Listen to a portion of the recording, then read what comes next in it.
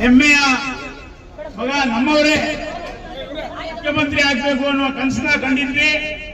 ಅದಕ್ಕೆ ಪೂರಕವಾಗಿ ಕಳೆದ ಬಾರಿ ವಿಧಾನಸಭಾ ಚುನಾವಣೆಯಲ್ಲಿ ಸನ್ಮಾನ್ಯ ಡಿ.ಕೆ. ಶಿವಕುಮಾರ್ ಸಾಹೇಬರು ನಾನು ಅಭ್ಯರ್ಥಿ ನನ್ನ ಮುಖ ನೋಡಿ ಮತವನ್ನು ಕೊಡಿ ಅಂತ ಕೇಳಿಕೊಂಡಿದ್ರು. ಹಾಗಾಗಿ ಇವತ್ತು ಜಿಲ್ಲಾ ಕೇಂದ್ರವಾದಂತ ರಾಮನಗರ ಬೆಂಗಳೂರು ದಕ್ಷಿಣ ಜಿಲ್ಲೆ ಅವ್ರೇನು ಒಂದು ಕನಸನ್ನ ಕಟ್ಕೊಂಡು ಬೆಂಗಳೂರು ದಕ್ಷಿಣ ಜಿಲ್ಲೆ ಅಂತ ಮಾಡಿದ್ರು. ಅದಕ್ಕೆ ಪೂರಕವಾಗಿ ಇವತ್ತು ಸಾಹೇಬ್ರೆ ನಾವೆಲ್ಲ ಇಡೀ ನಗರಸಭಾ ಸದಸ್ಯರುಗಳು ಸುಮಾರು ಒಂದು 50 ಸಂಘ ಸಂಸ್ಥೆಗಳ ಮುಖ್ಯಸ್ಥರುಗಳು ಪದಾಧಿಕಾರಿಗಳು ಎಲ್ಲರೂ ಕೂಡ ಬಂದು ಇವತ್ತು ತಮ್ಮ ದರ್ಶನ ಮಾಡಬೇಕು ಮತ್ತೆ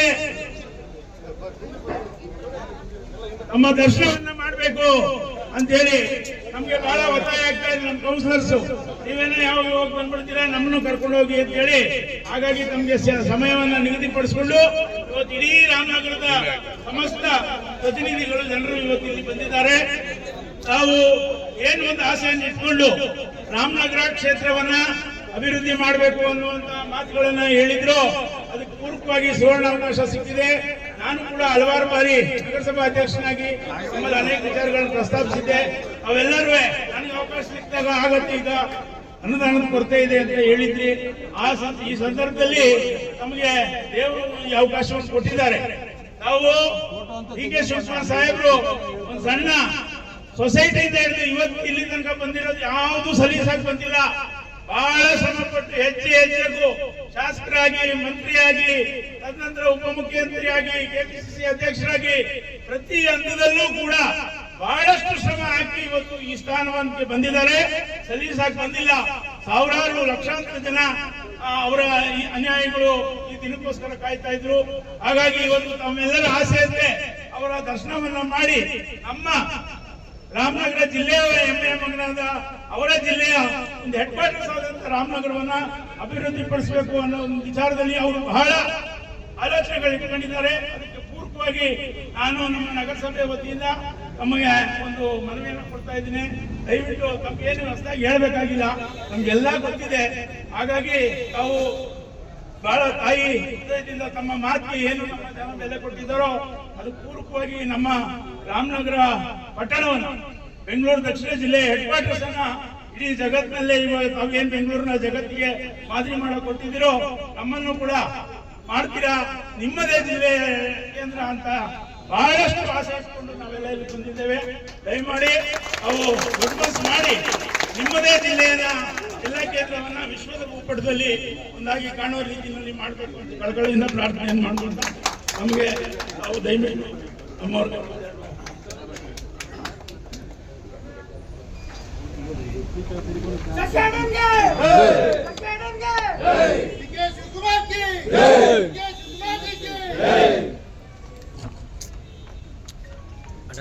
ರಾಮನಗರದ ಎಲ್ಲ ಬೆಂಗಳೂರು ದಕ್ಷಿಣ ಜಿಲ್ಲೆಗೆ ಸಂಬಂಧಪಟ್ಟಂತ ಎಲ್ಲ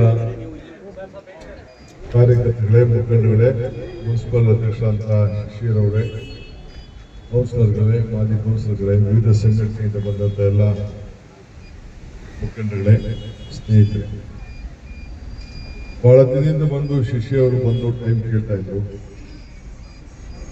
ನಾನು ನಿಮ್ಮ ಶಾಸಕರು ಆರೋಗ್ಯ ಸರಿ ಇಲ್ಲ, ಹಾಸ್ಪಿಟಲ್ ಅಡ್ಮಿಟ್ ಆಗಿದ್ದಾರೆ, ಬಟ್ ಈಗ ಎಲ್ಲ ಚೇತರಿಸ್ಕೊಂಡಿದ್ದಾರೆ. ಈಗ ಬೆಳಗ್ಗೆ ತಾನೇ ನಾನು ಆ ಸಂಬಂಧಪಟ್ಟಂತ ಡಾಕ್ಟರ್ನ ಮಾತಾಡಿದೆ. ಸೊ ಈಗ ಅವರೆಲ್ಲ ಒಟ್ಟಿಗೆ ಅವ್ರ ಫೋನ್ ಸ್ವಿಚ್ ಆಫ್ ಆಗಿತ್ತು. ಬೇರೆ ಡಾಕ್ಟರ್ನ ನೇರವಾಗಿ ಮಾತಾಡಿ ಏನು ಪರಿಸ್ಥಿತಿ ಅಂತ ಬೈಪಾಸ್ ಕೂಡ ಆಗಿದೆ. ಓಟ್ ಹಾಕೋದು ಕೂಡ ಹೇಳ್ತೀನಿ, ನಾನು ಲೇಟ್ ಮಾಡಬೇಕು. ಸೊ ಅವರ ಚುನಾವಣಾ ಸಂದರ್ಭದಲ್ಲಿ ನಾವೇನು ಮಾತು ಕೊಟ್ಟಿದ್ದೋ ಅದನ್ನು ಶಿಷ್ಯವರು ನೆನಪು ಮಾಡ್ತಿದ್ದಾರೆ. ಇವೆಲ್ಲ ಸೇರಿ ದುಡಿದಿದ್ದೀರಿ.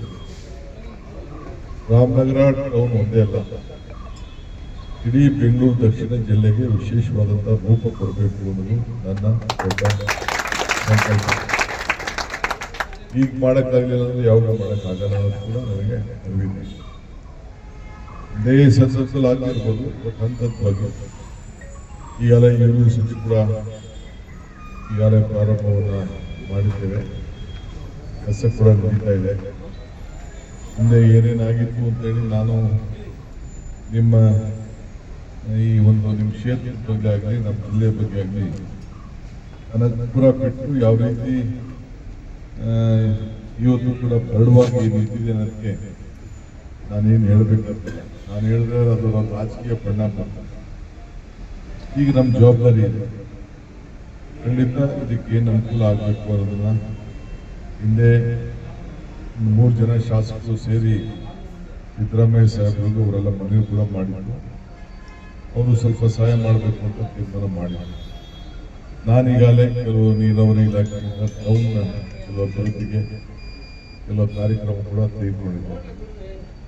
ಈಗೆಲ್ಲ ಜವಾಬ್ದಾರಿ ಕೂಡ ನನಗೆ ಹೆಚ್ಚಿದೆ. ನಿಮ್ಮ ಮುನ್ಸಿಪಲ್ ಅಧ್ಯಕ್ಷರು ಏನು ಮನವಿಯನ್ನು ಮಾಡ್ತಾ ಇದ್ದಾರೋ ಅದು ಕೂಡ ಗಮನದಲ್ಲಿ ಇಟ್ಕೊಂಡು ಯಾವ ರೀತಿ ಗ್ರಾಂಟ್ ಕೊಡಬೇಕು, ಯಾವ ರೀತಿ ಬಡವರಿಗೆ ಸೈಟ್ ಕೊಡಬೇಕು ಅಂತ ನಾನು ಈಗಾಗಲೇ ಇಕ್ಬಾಲ್ ಹುಸೇನ್ ಹೇಳ್ತೇನೆ.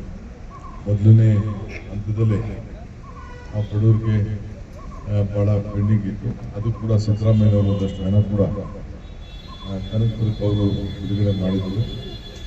ಈಗ ರಾಮನಗರ ಕೂಡ ಮಾಡಬೇಕಾಗಿದೆ. ಕೆ ಸುರೇಶ್ ನಾನು ಮಾತಾಡ್ತೀನಿ.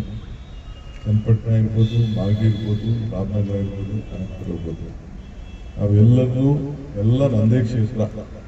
ಅದನ್ನು ನನ್ನ ಕಡೆ ಇದೆ.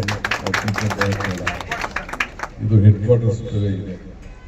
ಹೆಡ್ ಕ್ವಾರ್ಟರ್ಸ್ಗೆ ಎಷ್ಟು ಗೌರವ ಕೊಡಬೇಕು ಖಂಡಿತ ಕೊಟ್ಟೆ ಕೊಡ್ತೀನಿ. ಚಿಂತೆ ಮಾಡಿದ್ಬೇಡ. ಇದು ಕೇಂದ್ರ ಬಿಂದು. ಈಗ ಬೆಂಗಳೂರು ದಕ್ಷಿಣ ಅಂತ ನಾಮಕರಣ ಮಾಡಿದ ತಕ್ಷಣ ನಿಮ್ಮ ಜಿಲ್ಲೆಗೆ ಯಾವ ರೀತಿ ಗೌರವ ಬಂತು ಅನ್ನೋದು ತಾವೆಲ್ಲ ಗಮನಿಸಿದ್ದೀರಿ. ನಿಮ್ಗೆ ಯಾವ ರೀತಿ ಗೌರವ ನಿಮಗೆ ಸಿಕ್ತು, ಜನ ಯಾವ ರೀತಿ ನೋಡ್ತಾ ಇದ್ದಾರೆ, ನಿಮ್ಮ ಆಸ್ತಿ ಮೌಲ್ಯ ಎಷ್ಟಾಯಿತು, ಅದಕ್ಕೆ ಏನೇನು ಬದಲಿಸ್ಕೊಳ್ಬೇಕು. ನೀವು ಕೂಡ ಮುಂದಕ್ಕೆ ಇದ್ದಲ್ಲಿ ನಮಗೆ ಜನರು ಎಲ್ಲರೂ ವಿಶ್ವಾಸ ತೆಗೆದುಕೊಳ್ಳಿ. ಇನ್ನು ಯಾರಾದರೂ ಟೈಮ್ ವೇಸ್ಟ್ ಮಾಡ್ಕೊಳ್ಬೇಡ. ಸುಮ್ಮನೆ ಬೇರೆ ಪಾರ್ಟಿಗಳೆಲ್ಲ ಕೂಡ ನಾನು ಭಾಳ ಜನ ನನ್ನ ಸಂಪರ್ಕಕ್ಕೆ ಕಾರ್ಯಕರ್ತರು ಬರಲಿಕ್ಕೆ ಇಚ್ಛೆ ಪಡ್ತಾರೆ. ಅವ್ರನ್ನೆಲ್ಲ ನೀವು ಸೇರಿಸ್ಕೊಂಡು ಮುಂದಕ್ಕೆ ಎಲೆಕ್ಷನ್ ಸುಗಮವಾಗಿ ನಡಿಬೇಕು. ಅದಕ್ಕೆ ನೀವು ಮಾಡಿ. ವಿರೋಧ ಪಾರ್ಟಿಯವರು ಸಹಿಸೋಕ್ಕಾಗೋದಿಲ್ಲ. ಅವ್ರಿಗೆ ನಾವು ಅಧಿಕಾರಕ್ಕೆ ಬಂದಿರೋದು ಯಾವ ಕಾರಣಕ್ಕೂ ಅವರು ಸಹಿಸೋದಿಲ್ಲ ಅಂತ ನನಗೆ ಗೊತ್ತಿದೆ. ಅದು ನೀವೇನು ನಿಮಗೂ ಗೊತ್ತಿದೆ. ಕೈ ಹೊಸಿಕೊತಾವ್ರೆ. ನಾವು ಶಿಶಿನ ಹೇಳ್ತಾರೆ, ನೀನು ಹೊಸಿಕೊಳ್ಳಿ, ನೀನು ತೊಂದರೆ ಇಲ್ಲ. ನನ್ನ ಡ್ಯೂಟಿ ನಿಮ್ಗೆ ಒಳ್ಳೇದಾಗಬೇಕು. ಇದಕ್ಕೆ ಏನೇನು ಬೇಕು ವ್ಯವಸ್ಥೆನ ಖಂಡಿತ ನಾನು ಮಾಡ್ತೀನಿ. ಅಭಿವೃದ್ಧಿ ವಿಚಾರದಲ್ಲಿ ನಿಮ್ಮ ಏನು ನನ್ನ ಮೇಲೆ ವಿಶ್ವಾಸ ಇಟ್ಟಿದ್ದೀರಿ ಅದಕ್ಕೆ ನಾನು ಗೌರವನ ಕಾಪಾಡ್ಕೊಂಡು ಹೋಗುವಂಥ ಕೆಲಸ ಮಾಡ್ತೀನಿ. ತಾವೆಲ್ಲ ಬಂದು ನನಗೆ ಅಭಿನಂದನೆ ಸಲ್ಲಿಸಲಿಕ್ಕೆ ಬಂದಿದ್ದೀರಿ. ನೀವೇನು ಬರೋ ಅವಶ್ಯಕತೆ ಇರಲಿಲ್ಲ. ನಾನೇ ಈಗಾಗಲೇ ಯೋಗೇಶ್ ಹೇಳಿದ್ದೆ, ಒಂದಿನ ನಮ್ಮ MLA ಅವರು ಆಸ್ಪತ್ರೆಯಿಂದ ಬಂದ ಮೇಲೆ ಒಂದು 3 ಕಡೆ, ಒಂದೇ ಕಡೆ ಬೇಡ, ಈ ಕಡೆ ಒಂದು 3 ಕಡೆ ನಿಮ್ಮ ಕ್ಷೇತ್ರದಲ್ಲಿ ಹಳ್ಳಿಲಿ ಒಂದು ಕಡೆ, ಟೌನಲ್ಲಿ ಒಂದು ಕಡೆ, ಬೆಳಗ್ಗೆಯಿಂದ ಸಾಯಂಕಾಲ ಇಲ್ಲೊಂದು 3 ಕಡೆ, ಚನ್ನಪಟ್ಟಣ ಒಂದು 3 ಕಡೆ ಒಂದು ಸಭೆಗಳನ್ನು ಮಾಡಿ ಕೃತಜ್ಞತೆ ಸಲ್ಲಿಸುವಂಥದ್ದು. ಆ ಕೆಲಸ ಕೂಡ ಮಾಡೋಣ. ನನಗೆ ಸನ್ಮಾನ ನೀವೇನು ಮಾಡಬೇಕಾಗಿಲ್ಲ. ನಾನೇ ನಿಮಗೆ ಸನ್ಮಾನ ಮಾಡಬೇಕಾದ್ದು ನನ್ನ ಡ್ಯೂಟಿ ಕೂಡ ಇದೆ. ಈ ಕೆಲಸ ಮಾಡ್ತೀನಿ ವಿಶ್ವಾಸ ಇದೆ. ಆಮೇಲೆ ಸುಮ್ಮನೆ ಅವರು ಇವರು ವಿಪರೀತ ಜನ ಏಜೆಂಟ್ಗಳು ನನ್ನ ಕ್ಷೇತ್ರದವ್ರನ್ನ ಹುಡುಕೊಂಡು ಬರೋದು, ರಾಮನಗರದವ್ರು ಹುಡುಕೊಂಡು ಬರೋದು, ಈ ಆಫೀಸರ್ಸ್ ಎಲ್ಲ ಇರ್ತಾರೆ, ಆಫೀಸರ್ಸ್ ಕಾಂಟ್ರಾಕ್ಟರ್ ಭಾಳ ಹುಷಾರಾಗಿರಿ. ಕರ್ಕೊಬರೋದು, ಹೋಟ್ಲ್ ಕರ್ಕೊಬರೋದು, ರೂಮ್ ಮಾಡಿಸ್ಕೊಡೋದು, ಮಾತಾಡ್ಸೋದು, ಏನ್ ನಡಿಲ್ಲ ನೀನು ಕೇಳಿಲ್ಲ, CM ಕೇಳಲ್ಲ ನೀನು ಕೇಳಿದ್ರೆ ಇಲ್ಲ ಅನ್ನೋಕೆ ಹಿಂಗಾಗ್ತದೆ ಅಂತೆಲ್ಲ ಬರ್ತಾರೆ. ಅದಕ್ಕೆಲ್ಲ ನೀವು ಯಾರು ತಲೆ ಕೆಡಿಸ್ಕೊಳಕ್ ಹೋಗ್ಬೇಕು. ನಿಮ್ದು ಏನಾದ್ರು ವೈಯಕ್ತಿಕವಾದ ವಿಚಾರ ಇದ್ರೆ, ನಿಮ್ಮ ಊರ ಅಭಿವೃದ್ಧಿ ಇದ್ರೆ ಮತ್ತೊಂದು ಅಷ್ಟು ಬಿಟ್ಟು ಮಿಕ್ಕಿದ್ದೆಲ್ಲ ಈ ಆಫೀಸರ್ಗಳೆಲ್ಲ ಇರ್ತಾರಲ್ಲ, ಅವರು ಈ ಕಾಂಟ್ರಾಕ್ಟ್ಗಳು ಅದಕ್ಕೆಲ್ಲ ನೀವು ತಲೆ ಕೆಡಿಸ್ಕೊಳಕ್ ಹೋಗ್ಬೇಡಿ.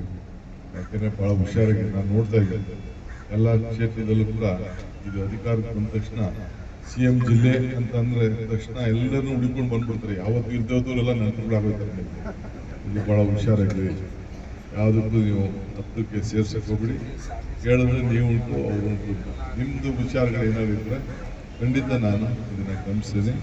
ಸುರೇಶ್ ಅವ್ರಿಗೂ ಹೇಳಿದ್ದೀನಿ, ನಾನು ಇಕ್ಬಾಲ್ ಹತ್ರನೂ ಮಾತಾಡ್ತೀನಿ, ಶಶಿతో ಮಾತಾಡ್ತೀನಿ, ಬಾಲಕೃಷ್ಣನ್తో ಮಾತಾಡ್ತೀನಿ, ಯೋಗೇಶ್ಗೂ ಹೇಳಿದ್ದೀನಿ ನಾನು.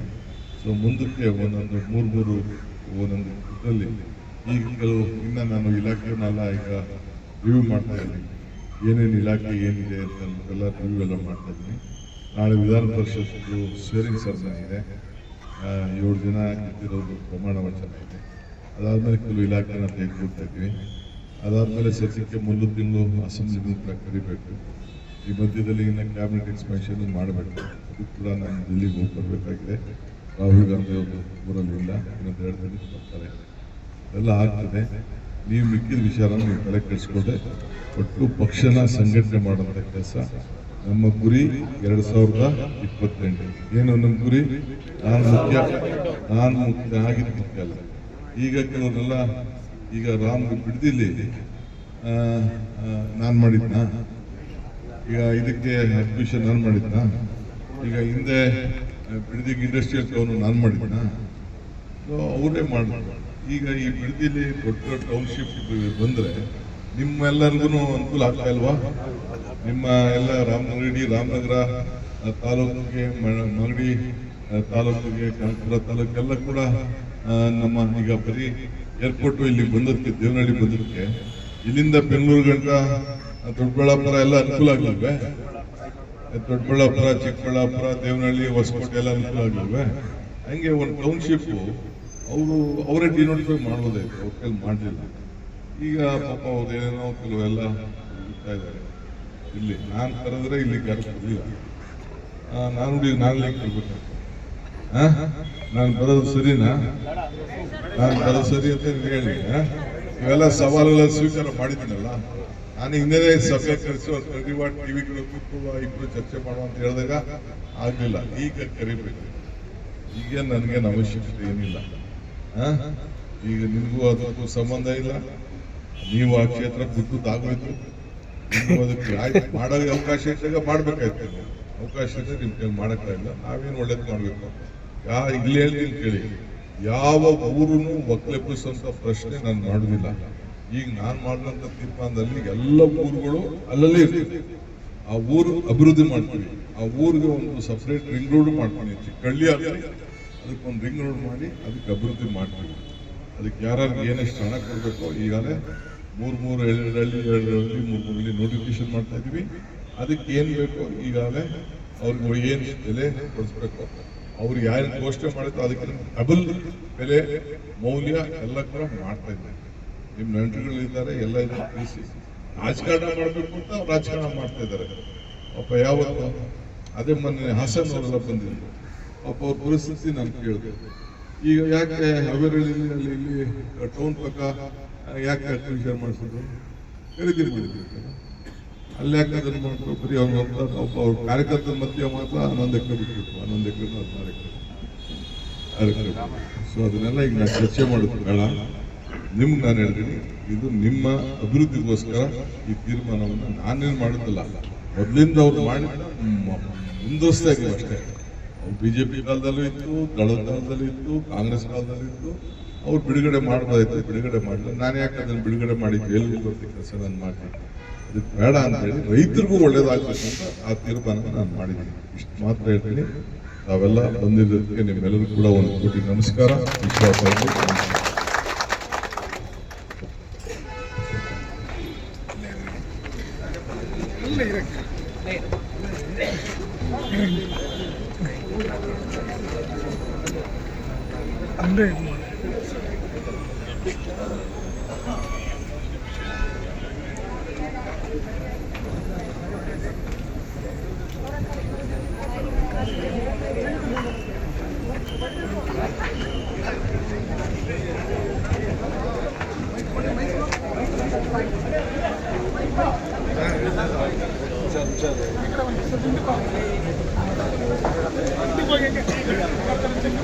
ಓಟು ವಿಷಯ ವಿಚಾರ ಯಾರು ಓಟಿನಲ್ಲಿ ಏನು ಪಾಲ್ಗೊಳ್ತಾರೆ ಆ ಪಾಲಕ ಎಲ್ಲರೂ ಕೂಡ ಸರಿಯಾಗಿರ್ಬೇಕು. ನೀವು ಸರಿಯಾಗಿ ಕೊಡಲಿಲ್ಲ ಅಂದರೆ ನಿಮ್ಮ ಓಟ್ ಇರಲಿಲ್ಲ. ದಯವಿಟ್ಟು ಹುಷಾರು. ನಾಮಪತ್ರದಲ್ಲಿ ಎಲ್ಲೇ ಕೆಲಸ ಮಾಡ್ತಾ ಇರಲಿ, ಬೆಂಗಳೂರು ಮಾಡ್ತಾ ಇರಲಿ, ಮೈಸೂರು ಮಾಡ್ತಾ ಇರಲಿ, ಅವ್ರ ಹೆಸರನ್ನೆಲ್ಲ ಓಟರ್ ಲಿಸ್ಟಲ್ಲಿ ಇರಬೇಕಾದ್ರೆ ಸೈನ್ ಹಾಕಿ ನೀವು ಕೊಡಬೇಕು. ಆಗ ಮಾತ್ರ ಓಟ್ ಮುಗಿಸ್ತೇವೆ.